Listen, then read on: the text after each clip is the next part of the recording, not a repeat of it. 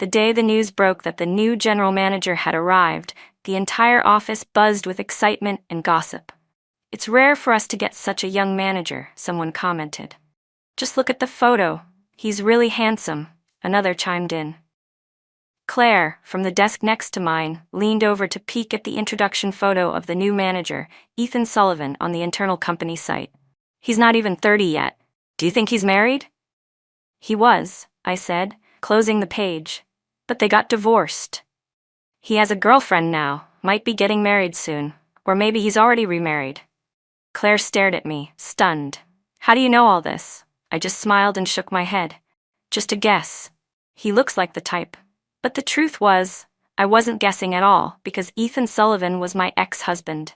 Ethan and I were practically the model of a devoted couple. We had both gone to the same teacher's university. He was a year ahead of me, technically my upperclassman. Some people just naturally stand out no matter where they go, and Ethan was one of them. You couldn't help but notice him. I was the one who fell for him first, though there were plenty of other girls who liked him too. Back then, I didn't have much confidence. I admired him quietly, treating him like an unattainable idol. I never dared confess my feelings. I was afraid of being rejected, and even more afraid that we couldn't even be friends afterward. Then came that summer break, when we went to a remote mountain village to teach as volunteers. The living conditions were rough. One rainy night, the roof in my room started leaking. The supervising teacher moved me to an empty classroom to wait while repairs were done. When I got there, I saw someone was already inside. It was Ethan. He had probably also been brought there temporarily to escape the rain. For some reason, maybe exhaustion, he had fallen asleep, head down on one of the small desks.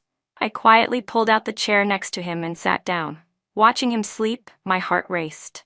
The classroom lights were off and the sound of rain poured outside. I don't know what got into me, maybe the darkness, maybe the moment, but a bold idea took hold. I slowly leaned in toward him. Our faces were just inches apart, my nose nearly brushing his. Suddenly, a loud clap of thunder split the air outside, and I snapped out of it, jolted awake by the noise. I cursed myself for letting feelings cloud my judgment. I was just about to pull back when a strong hand pressed down on my head, holding me in place. Ethan opened his eyes slowly and looked at me with calm curiosity. "Emily," he said softly, "what were you just trying to do?" "I didn't mean to. I wasn't going to do anything," I stammered. My face flushed red with embarrassment as I tried to wriggle away, but he didn't let go. Instead, he looked at me with a smile playing in his eyes, and then, all of a sudden, he kissed me. I froze, completely stunned. I even forgot to resist. It was such a soft, feather-light kiss, but it told me everything I needed to know. That's how Ethan and I got together. He was a great boyfriend. We were together for 3 years throughout college. After graduation, we planned to stay and live in the same city where our university was. But then, he unexpectedly received an offer from a prestigious company in his hometown, his dream job. Ethan never really wanted to be a teacher. This was the opportunity he had always hoped for. After thinking it over for a long time, he took my hand and asked if I would go back with him. His hometown was far from mine. There were no direct high-speed trains, and it took over 20 hours by regular train to get there. My parents were strongly against it. My dad fought with me several times over it. My mom called and pleaded with me, "Sweetheart, we don't want you to marry so far away. No one from our family is over there. What if they mistreat you? Who will stand up for you? You won't even have a place to turn to." But I was too in love with Ethan to listen to anyone.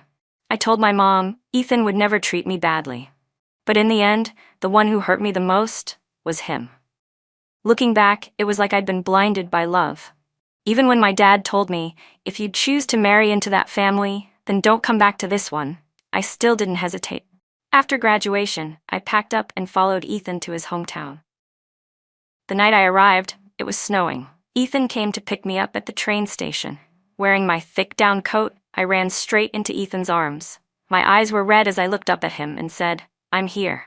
His eyes turned red too. He held my face and kissed me clumsily, over and over. That night, I curled up in his arms.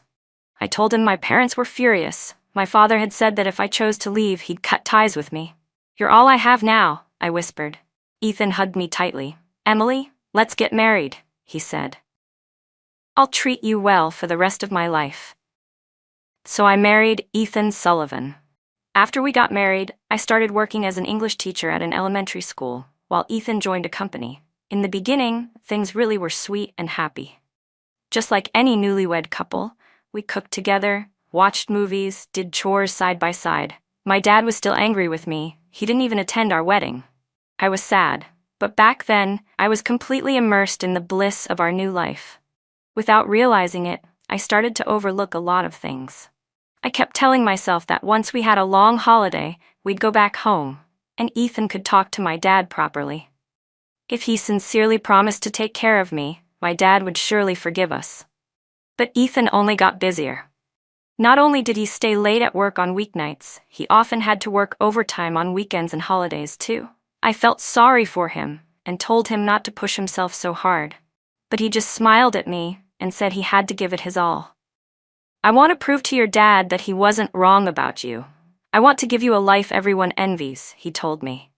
Ethan's career took off fast. Within 2 years, he was promoted to department manager. During those 2 years, he drank at countless business dinners. Every time he came home drunk and threw up, I was the one who took care of him. Heart aching. At the celebration dinner for his promotion to general manager, I met Christine for the first time. She had long, wavy hair, perfectly done makeup, and walked up to Ethan with a glass of wine, swaying slightly as she tilted her head and said, "Congratulations." Maybe it was just women's intuition, but I felt a sudden discomfort in my chest. That night after we got home, I asked Ethan, "Who was that?" Still a little drunk, he kissed me lazily and said, "Christine. She's a colleague in my department." I wanted to ask more, but he had already fallen asleep. But Christine wasn't just a regular colleague. She quickly started invading our lives. Late-night texts, unexpected phone calls, the scent of perfume lingering on Ethan's shirts. These became frequent causes of arguments between us. I couldn't stand Christine's blatant provocation anymore. And Ethan's overtime only increased. One night, I waited until 11 p.m., and he still hadn't come home. I took a cab to his office, only to see Christine standing on the steps, her arm linked with Ethan's, adjusting the collar of his coat. "Go on home," she said in a playful tone, her voice tinged with flirtation. "Otherwise, that crazy call barrage will start again." Ethan gave a helpless, bitter smile. "I'll come back once she's asleep." I couldn't hold it in any longer. I stormed up and shoved Ethan aside, then slapped Christine across the face. And what did Ethan say that night? "Emily, you're acting like a lunatic." After that night, things between us turned ice cold. We didn't speak. Then, 2 weeks later, Ethan slid the divorce papers across the table to me. I had never seen him look so indifferent. He told me he had real feelings for Christine. He admitted cheating was wrong, but said when love came, he just couldn't stop himself. I stared at him, repeating his words silently. "Love?" I felt like my whole world was collapsing. "You and she have love?" I asked. "Then what about us?" He stayed silent for a long time, then said just one thing. "Let's get a divorce." I refused. I couldn't accept it. I wasn't willing to give up. Later, Christine came to my school and asked to talk. She looked at me with a smirk of disdain. Only useless women try to tie a man down with marriage. She pulled up a video from her phone. "Does this make you feel powerful? What's the point?" she asked. Then she added, "Miss Emily, what do you think your students would think if they saw how you acted that night? What do you think your school would say?" She let the surveillance footage fall from her phone screen, me that night screaming, slapping her. "Just go ahead and divorce him," Christine said. "Ethan is my man now. We've done everything a couple can do. His heart belongs to me, not you. Why keep making yourself miserable?" "What reason do you even have to stay married?" she asked with a mocking smile. "Because he's rich, because he's successful." She looked at me with outright contempt. "You should know your place. You're just a regular elementary school teacher. I'm the one who deserves someone like him. I've seen how many male teachers work at your school. Wouldn't it be better to find one of them, maybe a divorced guy like you, and live a quiet, average life? You've been out of Ethan's league for a long time." She said a lot that day, and she threatened me with that surveillance video, the one of me slapping her. I didn't say a single word the entire time. Finally, she lost her patience and asked, What do you even want? I said, just one sentence. If you really have what it takes, then get him to divorce me. After that, Ethan stopped coming home. I called him over and over. When he blocked my number, I waited for him in front of his office. I became a wreck. The only thought in my head was, if they won't let me live in peace, then no one gets peace. I printed out everything I'd written, page after page, of personal accounts and accusations, and plastered them on the walls outside his company. I handed them to every person walking in and out of the building. He wanted to ruin me? Fine, I'd ruin him first. He thought I was afraid to lose him. But the truth was, I had already lost everything. The moment I cut ties with my family to be with Ethan, he became my whole world. And yet, he threw me away like I was nothing. Christine underestimated the lengths I would go to protect this marriage. She called me a crazy woman. Her affair with Ethan quickly became the talk of the company, and in an effort to protect their public image, the company fired her. News of the scandal eventually reached Ethan's parents. They were very traditional people, and they were furious when they found out. They called both of us home. Right in front of me, Ethan's father slapped him. His mother said that if Ethan dared to get a divorce, she'd hang herself. In the end, Ethan gave in. He broke things off with Christine and returned to our home. The war between the three of us, me, him, and her, was over. I had won. That night, Ethan and I talked for hours. We reminisced about the past. I flipped through our old photo albums, showing him page after page of memories. By the end, I was crying. Ethan was too. His eyes red, he apologized and pulled me into his arms. Emily, I'm sorry. Let's start over, he said. I couldn't stop the tears. I thought about everything I'd done, what I'd become, and I started reflecting on my actions too. That night, we held each other as we slept. He was trying, and I was doing my best to meet him halfway. For about 2 months after that, things were peaceful. He didn't work late as much. We cooked together again. We watched movies. We talked about our days. We even went back to visit his parents. We were making plans, like him taking time off next month so we could visit my parents together. It felt like everything was finally going back to how it used to be. Until that night. He was in the shower, and his phone kept lighting up on the table. I couldn't resist. I picked it up and answered the call. The name on the screen just said L. The moment I answered, the caller hung up. My curiosity was piqued, and then the messages started coming in, one after another. Ethan, will you still come tomorrow? I miss you so much. I cried for a long time hugging the pillow you slept on. I miss you. I really, really miss you. I hate sleeping alone. It's so hard. Why can't we be together if we love each other? I've thought about this over and over. It's okay if I don't get a title, but please don't leave me. I love you. I truly can't live without you. I'll take the job you found for me. I'll be good. I know you can't divorce her because of your parents. Let's take it slow. We'll get through this together, okay? Every word oozed with sincerity. Every sentence was filled with love. When Ethan came out of the shower, I was still sitting there, phone in hand, stunned silent. He snatched the phone out of my hand and quickly glanced at the screen. Then he said, Emily, you're still in contact with her? I stood up, stunned. You didn't just stay in contact, you helped her get a job, and you slept with her. Calm down, he said. But how could I possibly calm down? My rage tore through every bit of reason I had left. I screamed hysterically. How could you do this to me, Ethan? How could you? You told me we were starting over. Ethan let me yell and vent, but his expression only grew colder. Emily, I told you, I'm not going to divorce you, he said. Christine just hasn't fully accepted the situation yet. I'll handle it in time. These past weeks haven't been easy for me either. Then he added, Stop pressuring me, okay? That night, I had actually meant to talk to him about something important. I was pregnant, but Christine's messages and calls had popped that bubble of joy before it ever had a chance to rise. Worse, it pushed our already fragile relationship back into total silence. A week later, a child at school fell while going down the stairs. His head was covered in blood.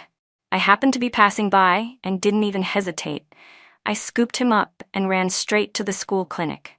That afternoon, I started feeling a dull pain in my lower abdomen. Then came the bleeding. I stayed at school for a while and tried calling Ethan, but he never picked up. The pain became so intense, I nearly passed out. My coworkers, panicking, rushed me to the hospital. The baby couldn't be saved. The doctor told me the fetus had already been unstable, and its development wasn't ideal. In some ways, she said, it might have been a blessing in disguise. Lying there on the cold hospital bed, I called Ethan again. The phone rang for a long time, but no one answered. Since it was a natural miscarriage, the doctor just gave me medication and told me to go home. Sitting in the back of a taxi, I felt physically sick and emotionally drained. To distract myself, I opened my phone and started scrolling through short videos. Recently, clips of Wang Baochuan picking wild vegetables had gone viral, funny skits based on that old folk tale. The comments were full of jokes about how terrifying blind devotion in love could be. Even the woman driving the taxi overheard the video and chimed in. Girl, what was Wang Baochuan thinking? It's not like there aren't any other men in the world. Her parents suffered for her, and that mountain of hers was cursed too. She lived on wild vegetables for 18 years, ate it all down to the roots. Poor veggies. You think it's easy growing up wild and alone like that? Then she burst into laughter. I laughed too. The driver laughed even harder. Looking at me in the rearview mirror, she kept chatting. Love makes people crazy, doesn't it? Girl, are you okay? I wiped my tears with my hand, but they wouldn't stop. I forced a smile. You're just too funny, I said. You made me laugh so hard I cried. She laughed. You've got tissue on your back. Just grab it yourself, honey. I pulled out a tissue, and as I turned, I caught my reflection in the car window. A messy ponytail, a worn-out face, eyes full of bitterness, puffy, red-rimmed eyes, a face streaked with tears. Was that really me? Was that still the same Emily who had once won first place in the state dance competition? The girl who had sparkled under the spotlight? Was that still the same Emily who always stayed positive, always grew toward the light? Was that still the same Emily who had won the top award in classroom teaching skills, once hailed as a star of the future? Suddenly, I realized the real reason I didn't want a divorce anymore. It wasn't about Ethan. I couldn't let go of everything I had sacrificed for him. All the things I had given up, my pride, my dreams, my family, my self-worth, that was what I clung to. Just like Wang Baochuan, she couldn't give up, not because of love, but because she had already given up too much to walk away. She wanted a conclusion. That's why she held on for 18 years. Luckily, for me, it had only been 6. Only 6 years. When I got back to our apartment complex, I saw them from far away, under the tree, locked in an embrace. Christine's eyes were red with tears. Ethan was gently cupping her face. They kissed like no one was around. Even as I walked closer, they didn't notice me. Christine kissed him while crying and said softly, "You're almost off work. I should go, right?" Ethan didn't say a word. Instead, he pulled Christine into another deep kiss. I stood there, silently watching. My body ached terribly, but strangely, my heart was calm. There was no impulse to slap anyone this time. In fact, I almost laughed at myself. I felt like one of those cliché antagonists in a romance novel, the bitter ex who gets in the way of true love. Their love seemed so tragic, so impossible, all because of me. 6 years ago, Ethan would have looked at me with sparkling eyes after I snuck a kiss while feeding him fruit, gently pressing my head down and whispering in a hushed voice, "But I want to." Now, 6 years later, he was tenderly comforting another woman who had lowered herself completely for him. And he didn't even have a glance left for the woman who had just lost their child. All this time, what had I been clinging to so tightly? Maybe it was that kiss on a rainy night, so sudden and thrilling. Maybe it was the sweetness of a mutual, silent crush. Maybe it was the snowy evening when I gave up everything and ran to him. Maybe it was the way he once said, "Emily, I'll love you for the rest of my life." But now, all those moments, those memories, felt like they'd been drenched in bucket after bucket of hideous red paint. Ugly, irreversible. I looked up. There were no more tears, and for the first time in what felt like forever, I could breathe, truly breathe. I finally understood what it meant to let go, to stop loving someone. It really could happen in a single moment. That night I asked Ethan for a divorce. He looked surprised, tugged at his tie, visibly annoyed. "Can you stop with the drama? You were the one who wouldn't divorce no matter what. And now what? Changing your mind again?" He probably thought I was just picking a fight, just making noise. I looked up at him, calm. "You don't want a divorce?" He didn't reply. I pushed through the pain in my body and said, "Are you really okay with keeping her as your secret mistress forever?" That line seemed to finally strike a nerve. He snapped, "Fine, let's do this properly. If you're willing, I'd be thrilled." But there was no warmth in his voice, none. "Just don't come crawling back later," he added coldly. Why would I regret it? I had already regretted far too many things in this life. What was strange, though, was that I always thought Ethan would be the first to run from this marriage. But when I handed him the divorce papers a few days later, he hesitated. He didn't sign right away. "Are you really sure?" he asked, tossing the pen down, clearly irritated. I nodded. Our financial situation was simple. The house and the car were his premarital assets. We had some savings, but not much. I only asked for half of it. There was no reason for him not to sign. Still, it took him 3 full days to finally sign his name. A month later, after sorting out all the formalities, we went to the civil office to finalize the divorce. When the moment finally arrived, Ethan wasn't angry anymore. He kept checking with me over and over. "Are you sure you want to do this? Once we're divorced, we're no longer husband and wife. Are you really sure?" He asked again, and suddenly, I found him a little ridiculous. He probably thought this was some elaborate ploy, me pretending to go along with a divorce to stir things up again, to sabotage his relationship with Christine. He seemed genuinely nervous now that I had agreed to let him go. But I wasn't acting. I didn't love him anymore. I truly wanted to leave. I didn't want to stay for even one more day. The day after the divorce was finalized, I left. That day, it snowed heavily. Ethan called. He said he wanted to take me to the station. "No need," I replied. "I've only got one suitcase, the same one I brought 3 years ago. I can handle it myself." But he still showed up. At the station, I waited to board while he stood silently nearby. His phone kept ringing, but he didn't answer any of the calls. Eventually, he just turned it off. I figured that, as the one who had been cheated on, now that I had agreed to the divorce, Ethan and Christine could finally be together without any obstacles. Maybe he still felt a bit guilty toward me. Maybe him showing up to see me off was just his way of trying to ease that guilt. When it was time to board, I pushed my suitcase forward. Suddenly, he grabbed my arm. I turned around. "Let me know when you get home," he said softly. I shook my head and pulled my arm from his grasp. "Ethan, we're divorced now," I said. "From this day on, let's just act like we never knew each other." With that, I walked away without looking back. Standing on the platform, with snow swirling through the air, everything felt like it had been reset. 3 years ago, I had arrived here with nothing but love and courage, dragging a single suitcase behind me. 3 years later, at the same station, I left behind all my pain and bitterness, and once again I left alone. This time, I was never coming back. When I got home, it was 7 in the morning.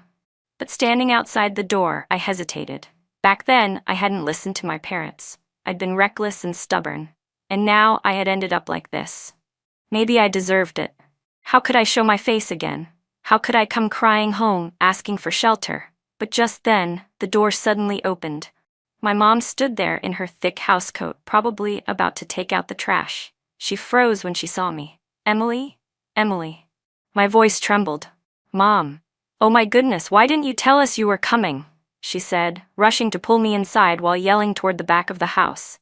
"Honey, come out quick, Emily's home." "What are you doing here all of a sudden? Wearing such thin clothes too. Look at your hands, so cold. How long were you standing out there? Why didn't you knock?" she fussed, taking the suitcase from me. "Where's Ethan? He didn't come back with you." Just then, my dad came out of the bedroom, and I couldn't hold it in any longer. Tears streamed down my face. "Dad, Mom, I'm divorced." I had thought they'd scold me when they found out. I thought they'd be furious, but neither of them said a word of blame. After I told them everything, my mom's eyes reddened too. She trembled with anger as she cursed Ethan for being heartless, but she still pulled me close. "My baby, it's okay, you're home now. That divorce, good. A man like him didn't deserve you. Emily, listen to me. From now on, we're going to live happy lives. The best is still ahead." I threw myself into her arms and cried my heart out. 3 years of bottled-up pain came crashing out in waves. My dad sat quietly to the side and said nothing. Maybe this was what he had foreseen all those years ago when he tried so hard to stop me. Maybe that's why he had been so firm. That night, I slept in my old room. Nothing had changed. My award certificates and photos still decorated the walls. Mom said she and Dad had kept the room spotless. "Your dad's all bark and no bite," she told me. "Even though he said he'd cut ties with you, he's been polishing your trophies all this time." She sat on the edge of my bed and gently scolded me. "You know, you're just as stubborn as he is. That's why he was so worried you'd get hurt." I nodded, eyes stinging again. "Sleep well, okay?" she said, brushing my hair back. I closed my eyes. She turned off the light and quietly left the room. "Geez, you scared me." My dad's voice came from outside the door. "What are you doing standing out here?" "She asleep?" my mom whispered. "Almost. Cried the whole day. And you didn't think to get her a warm compress?" My dad's voice softened. "Wait till she's asleep. I'll roll a warm egg over her eyes so they won't hurt tomorrow." I turned to my side. The tears came again. But that night, I slept better than I had in a long time. The next morning, I cut off my waist-length hair and dyed it a dark brown. I got a layered perm with soft curls framing my face. The stylist at the salon couldn't help but sigh. "Such beautiful hair, what a shame to cut it off. Do you want to sell it?" I shook my head. "Just throw it away."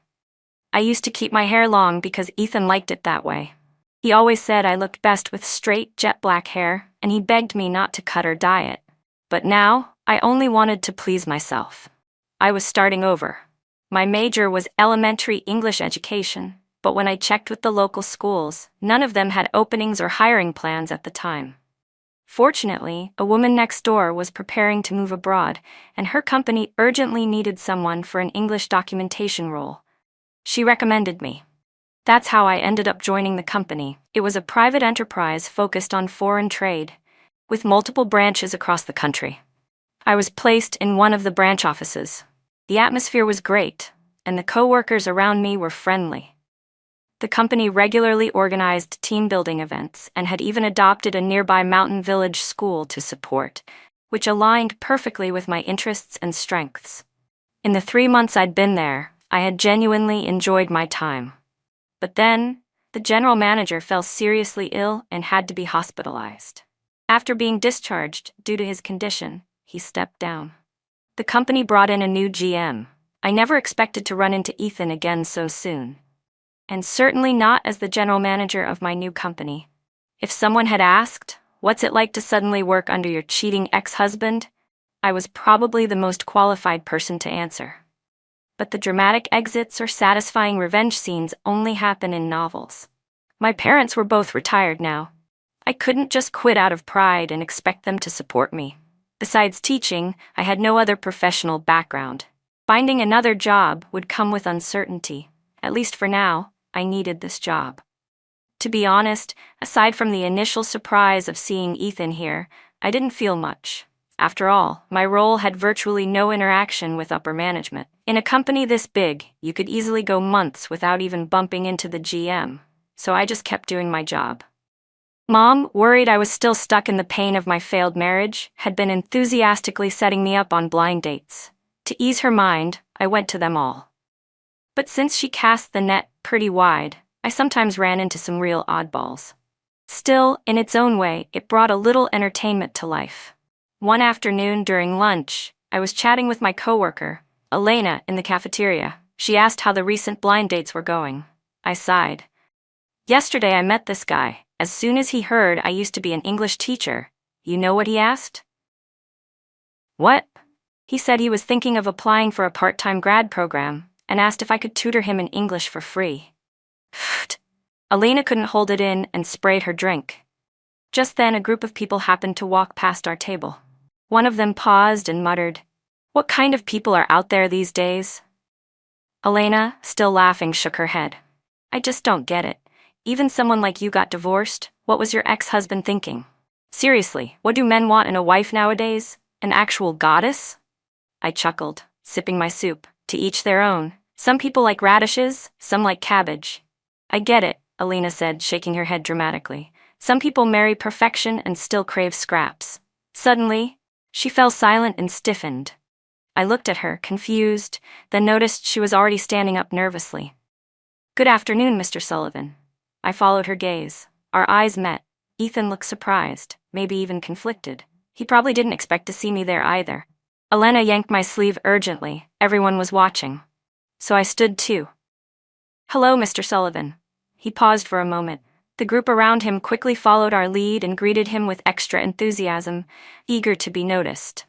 Trying to avoid the scene, I nudged Elena, and we quietly carried our trays away toward another side of the cafeteria.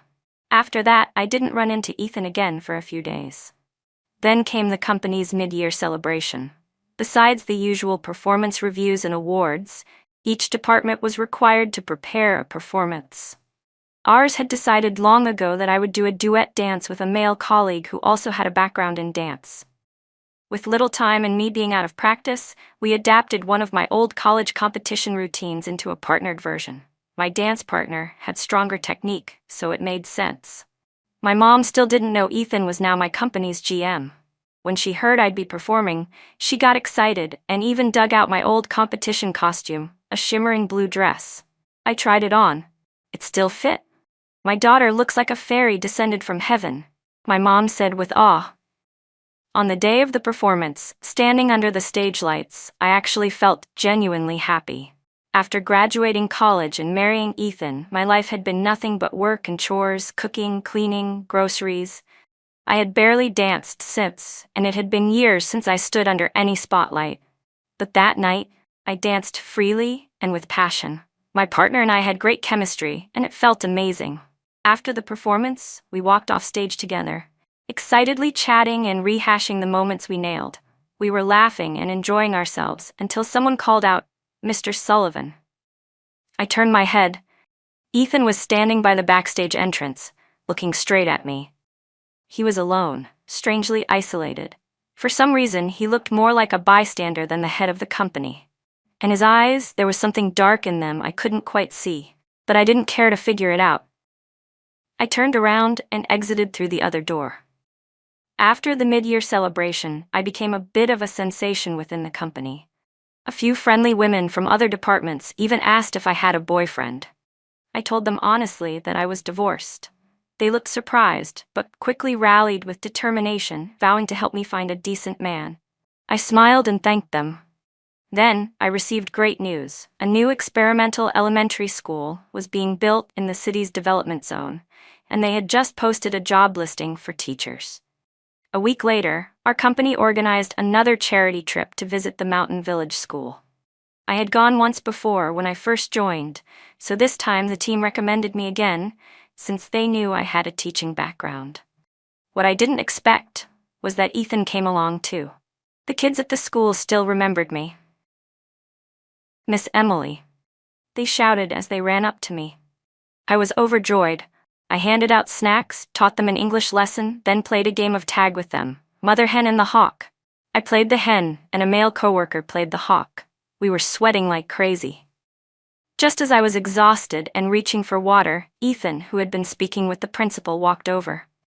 "Tired? I can take over for a bit," he said to the guy who had been the hawk. The guy looked shocked but nodded quickly. Then our eyes met. I turned my head and spoke to one of the little girls behind me. "Do you want to be the mother hen?" Her eyes lit up. "Yes." "Then go ahead. Miss Emily's going to get a drink of water. I'm putting you in charge, okay? Protect them all," I said with a smile, waving at the kids before walking toward the classroom. The room was empty. I sat down. A dull ache tugged at my lower abdomen. I thought about the dates. It made sense. It was about time again. Since the miscarriage, I'd barely rested. I had gone straight into handling divorce paperwork with Ethan, without the traditional postpartum recovery period. As a result, I was left with persistent back and abdominal pain. The recent dance rehearsals had worn me out, and I had stayed up late the night before preparing for my upcoming interview at the experimental school. Then, jumping around with the kids just now had made it worse. The pain this time was sharper than usual. I didn't bring any painkillers, and I knew there was no way I could make it through the whole afternoon. So I sent a message to the guy who'd played the hawk, explaining I wasn't feeling well and asking if he could drive me back early. He was kind and understanding. Soon, he drove me back to the city hospital. As luck would have it, the problems compounded. The doctor diagnosed me with acute enteritis, and I needed IV treatment. I had no choice but to call my mom and ask her to bring my recent medical records to the hospital. She arrived quickly, busy running around, paying fees, collecting medication. I lay there on the hospital bed with my eyes closed, the IV dripping steadily. The room was noisy, as usual for a hospital. I don't know how much time passed, but when I finally opened my eyes, someone was standing beside my bed. "Ethan. Zach, your coworker, told me you were at this hospital," he said. I got worried and came to check. Zach must have been the one who drove me here. "That wasn't necessary," I said coolly. "Mr. Sullivan?" Ethan was holding my patient chart in his hand. He looked pale, almost like he was the one who was sick. "When you were asleep, someone bumped the file off the table," he said. "It spilled on the floor, so I picked it up." He stepped closer, eyes red, gripping the medical report tightly. His voice trembled as he asked, Did we have a child?" "That report was from last month, when I went to the hospital for medication to help with recovery. My medical history had been written down on it. October 26, he said with difficulty. "That's the day you asked me for a divorce. Was it because we lost the baby that day?"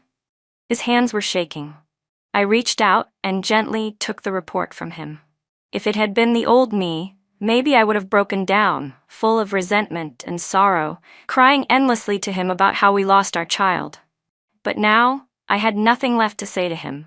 It wasn't because my heart was still and peaceful like a calm lake. It was because I didn't love him anymore. I looked straight into his eyes and said clearly, "Ethan, I don't love you anymore." Just then, my parents walked in. They froze when they saw him, and Ethan, too, stood motionless, surprised. He opened his mouth and actually said, "Mom, Dad." My mother's face darkened, and her emotions surged instantly. "You bastard," she shouted, tears welling up in her eyes. "What right do you have to call us Mom and Dad? We gave our daughter to you whole and well. What did you do to her?" Her voice cracked as she yelled, "How dare you show your face here?" She rushed forward, ready to strike him. Get out right now." My father quickly pulled her back. "Why are you stopping me?" she snapped. "Let go." He shook his head and said softly, "There are patients everywhere. Go sit with Emily." Then he turned to Ethan and said coldly, "You, come outside with me." Dad and Ethan stepped out. Not long after, we heard a commotion in the hallway. "Hey, something's happened out there." I panicked and begged my mom to go check. She rushed out, but didn't return right away. Instead, the family member from the bed next to mine came back and said, "Oh wow, you wouldn't believe it. There was a full-on fight just outside." My heart jumped into my throat. The woman continued, "That older man, he's got to be pushing 60. He beat this younger guy so bad he couldn't even get off the floor. They almost had to call the police." Then she added, "But the young man kept insisting it wasn't necessary." From her vivid description, I pieced together what my father had said during the fight. He hit Ethan while shouting, "You don't get to call us Mom and Dad. I raised my daughter like a treasure in my palm. I never let her suffer even the tiniest bit. She's a good, kind girl. How dare you ruin her like this? Every time I see you, I'll beat you again." Right then, my mom came back, helping my dad along. "What were you thinking?" she scolded. "You're not young anymore. You've got high blood pressure. What if you hurt yourself using too much strength?" "He hurt my daughter. It's a miracle I didn't kill him," my dad muttered. He walked over and sat beside my bed. "Dad?" I whispered, eyes red. He nodded and quietly held my hand for a long time. Then he said, "Emily, you have to understand, no matter what, your mom and I will always be your strongest support. If you don't want to keep that job, quit it. Your mom and I have our pensions and savings. Even if you never get married or work again, we can take care of you. With us around, you never have to be afraid of anyone. I don't care if it's the king of the world, I'll stand between you and anything that hurts you." Tears finally poured down my cheeks. I collapsed into his arms, sobbing uncontrollably. My dad didn't talk much, and he'd always been stubborn. We used to fight constantly during my rebellious years, but he was the man who loved me the most in the world. After I was discharged from the hospital, I stayed home and rested for 2 weeks. Ethan came by 2 more times, but of course, we didn't let him in. A few days later, the company's labor union sent over a large box of health supplements. I knew that was Ethan's doing too. Maybe it had finally hit him. Maybe he was trying to make up for the child we lost. The day before I returned to work, I received a strange text from an unknown number. Emily, don't you have any shame? You're divorced and still trying to seduce your ex? What followed was a long string of vulgar insults. I recognized the number. It was all too familiar. From the living room, my parents called me to come drink the black chicken soup they had made. I deleted the message, then immediately blocked the number. The next day at work, I found out that Christine had also come to this company. Turns out Mr. Sullivan is married now. Alina, our office gossip from the tea corner, whispered while leaning close to me. Last week, Mrs. Not Sullivan suddenly showed up at the office and brought fruit to every department, she said, lowering her voice even more. Felt like she was staking her claim. Yesterday, someone from the admin office said they heard shouting in the general manager's office, just the two of them inside. The woman kept yelling, "Why do you still care about her?" Elena munched on sunflower seeds as she gossiped, eyes twinkling with drama. And get this, apparently this Mrs. Gree Sullivan used to be the mistress. Ethan was married before. She worked in the same company as him and fought her way in. The ex-wife came to the company and caused a huge scene. It got so bad they actually fired her. But I guess this woman's got skills. The ex begged him to stay, but he still went through with the divorce.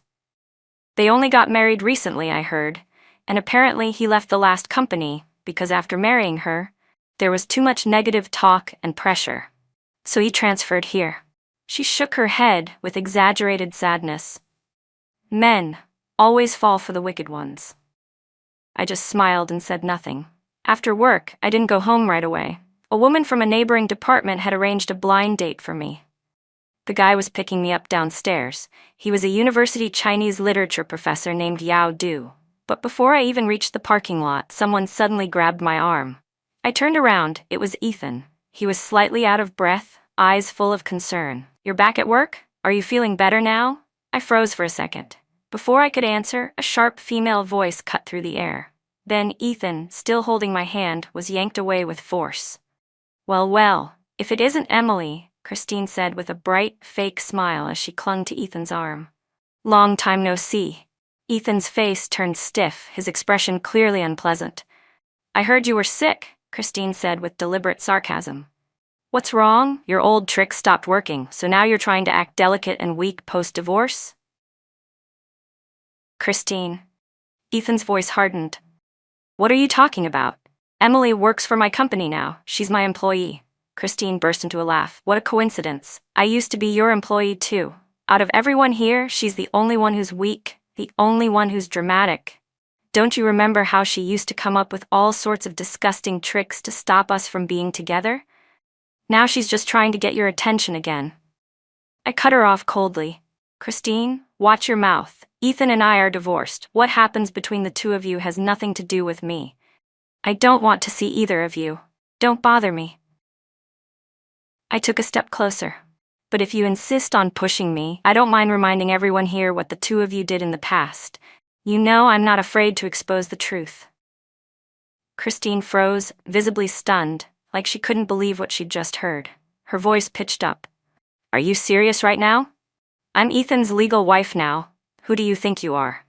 I smiled, voice ice cold. "I used to be his legal wife too. Didn't stop you from shamelessly clinging to him back then, did it?" I stepped even closer. "Wasn't it you who told me before, only weak women need marriage to keep a man? What happened, Christine? Switch places, and you forget your own words?" Her face turned ghostly pale. Just then, a calm, pleasant male voice came from behind me. "Excuse me, is there a reason you're bothering Miss Emily?" I turned. It was Yao Du, my blind date. For some reason, Ethan's face changed instantly. "Professor Du, right?" I asked. He nodded. "Yes. Is there anything else going on? Do you need help?" I shook my head and smiled. "No, I'm fine. Let's go." Behind us, Christine looked like she still wanted to say something, but Ethan held her back. I didn't respond to either of them, nor did I bother looking at their expressions. I simply got into Yao Du's car. After that melodramatic scene, I had no expectations for this date. Even though Yao Du was a great match in every way, arguably the most decent guy I'd met through these blind dates, after what he'd just witnessed, I figured any man would feel uncomfortable. This kind of thing always came down to fate. I turned to him and said sincerely, I'm really sorry you had to witness all of that today. But he didn't seem bothered at all. He smiled and said, "Actually, when the matchmaker told me about your background, I did wonder, someone like you with so much going for her, why would you be divorced? I even made up some wild guesses." He chuckled. "But now, after seeing all that, I totally get it. I mean, who would want to stay in a marriage like that?"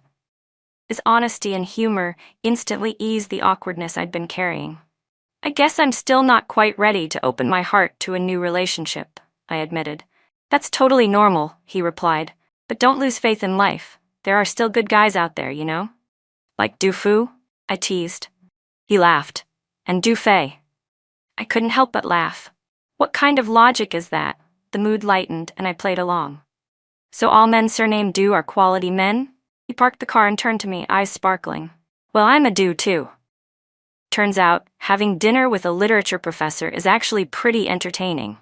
He could effortlessly quote lines from classic texts and turn even the driest topics into something fun. Over the next month, I kept hearing rumors at the company about Ethan and Christine. The most common one? Christine showing up almost every day to pick Ethan up after work. She was watching him like a hawk.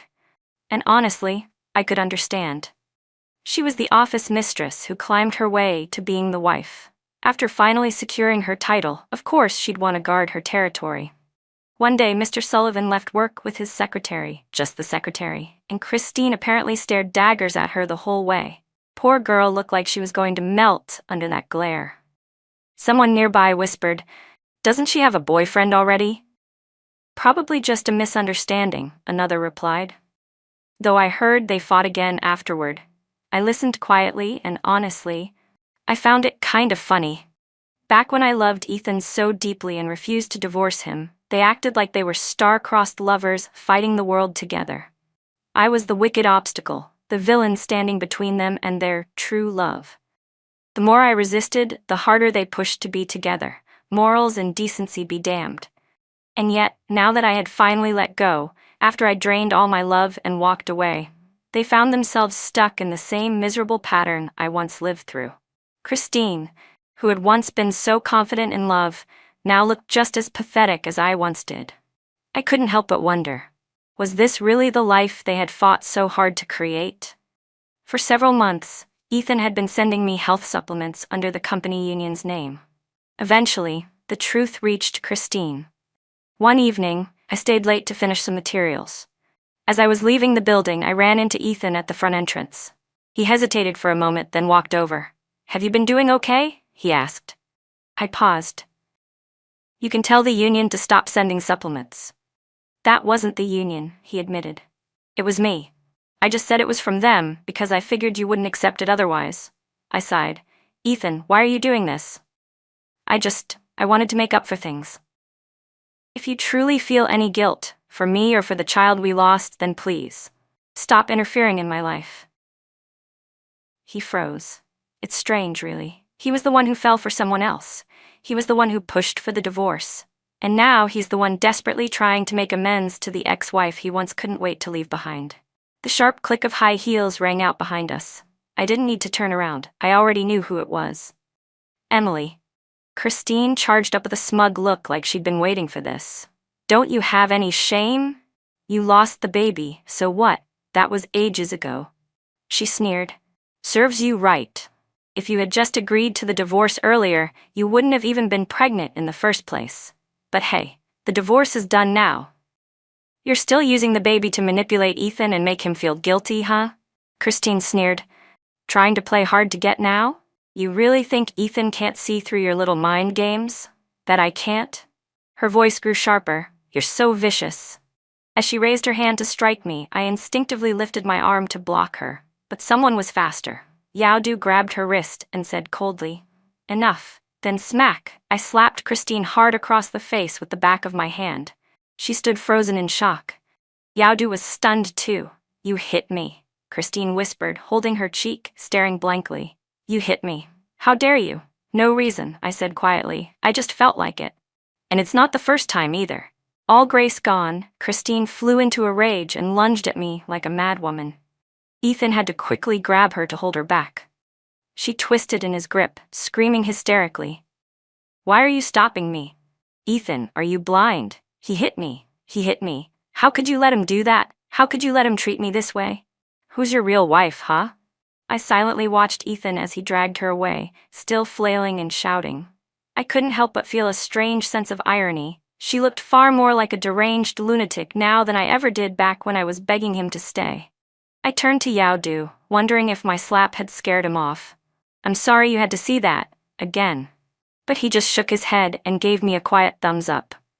With a look of admiration, he smiled and said, honestly, that was kind of awesome.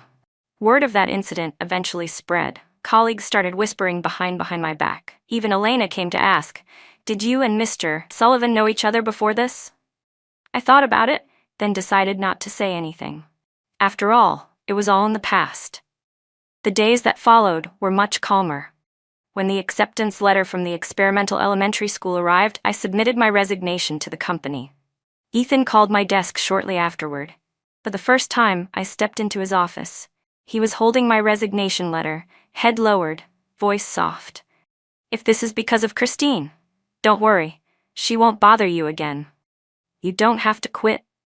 I shook my head. It has nothing to do with her. He looked up.